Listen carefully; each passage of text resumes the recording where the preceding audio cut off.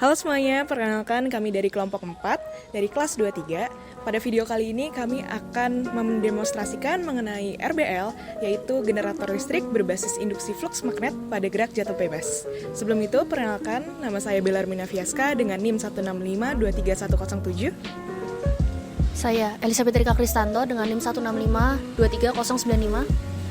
Saya Angelina Wahyuni dengan NIM 165-23099. Saya Revina Natasari dengan NIM 165-23091. Saya Filipus Putra Atmaja dengan NIM 165-23103. Saya Magir Zamankan Fayumi dengan NIM 165-23111. Dan saya Rifki Afriadi dengan NIM 165-23115. Percobaan ini bertujuan untuk 1. Merancang dan membuat sebuah generator listrik sederhana dengan memanfaatkan konsep listrik magnet dan mekanika yang dapat menyalakan lampu LED dengan adanya tegangan induksi atau gaya gerak listrik imbas. Yang kedua, menyelidiki dan menghitung perubahan dari energi gerak menjadi energi listrik melalui fenomena gaya gerak listrik imbas.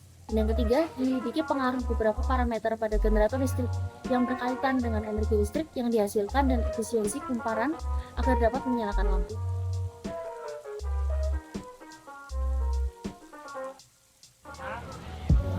Energi merupakan sebuah kuantitas skalar yang menunjukkan kondisi suatu objek atau sistem.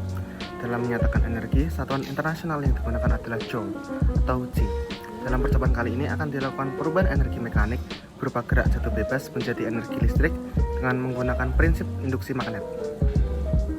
Karena pada percobaan kali ini kita menggunakan magnet, maka pada dasarnya magnet adalah sebuah logam yang dapat menarik butir besi ke arahnya. Nah, untuk magnet sendiri itu memiliki dua kutub, yakni kutub positif dan kutub negatif.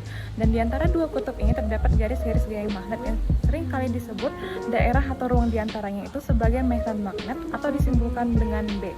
Adapun arah dari medan magnet ini itu dinyatakan dengan arah garis-garis gaya magnet itu sendiri. Adapun satuannya yaitu dalam Tesla atau T.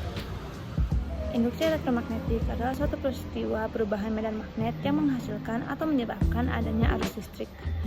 Percobaan induksi elektromagnetik pertama kali dilakukan oleh Michael Faraday dan Joseph Henry pada tahun 1831 menggunakan parameter penyimpangan jarum galvanometer.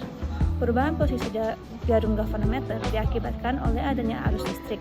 Arus listrik yang dihasilkan perubahan medan magnet dinamakan arus listrik induksi. Arus listrik tidak lepas kaitannya dengan tegangan atau beda potensial. Nah, dalam percobaan ini kita juga menerapkan yang namanya hukum Lenz. Sebenarnya tanda negatif dalam hukum Faraday juga menjelaskan makna fisis arus induksi pada kumparan. Nah, arus induksi dalam sebuah loop memiliki arah yang berlawanan dengan arah dari perubahan flux magnet yang terlingkup oleh loop. Nah, secara sederhana, hukum Lenz ini menjelaskan bahwa EMF induksi terjadi akibat adanya perubahan medan magnet yang memiliki arah berlawanan dengan arah perubahan flux magnet. Dalam prinsip induksi magnet dalam hukum Faraday, EMF atau gaya gerak listrik dapat diinduksi dengan mengubah medan magnet. Saat sebuah magnet digerakkan ke arah loop atau kumparan, akan timbul EMF yang ditandai dengan terbacanya arus di multimeter. Namun, saat tidak ada perubahan medan magnet atau magnet dalam kondisi diam, tidak ada arus yang muncul. Persamaan hukum Faraday adalah sebagai berikut. Jika sebuah kumparan memiliki sebanyak N lilitan yang melingkupi area yang sama, maka total induksi pada kumparan adalah sebagai berikut. Sementara, definisi flux magnetik sendiri adalah sebagai berikut ini. Dengan demikian, perubahan flux magnet dapat berupa perubahan pada luas area yang terlingkupi atau besarnya magnet yang menginduksi. Alat yang digunakan adalah gunting, cutter, gergaji, penggaris, solder, lem tembak, korek api, dan multimeter. Bahan yang digunakan adalah lem Korea, magnet 20 piece, lampu LED sebanyak 15 piece, breadboard, lakban, kabel tembaga 1 ons, tali, dan stick. 1, 2, 3. 1, 2, 3.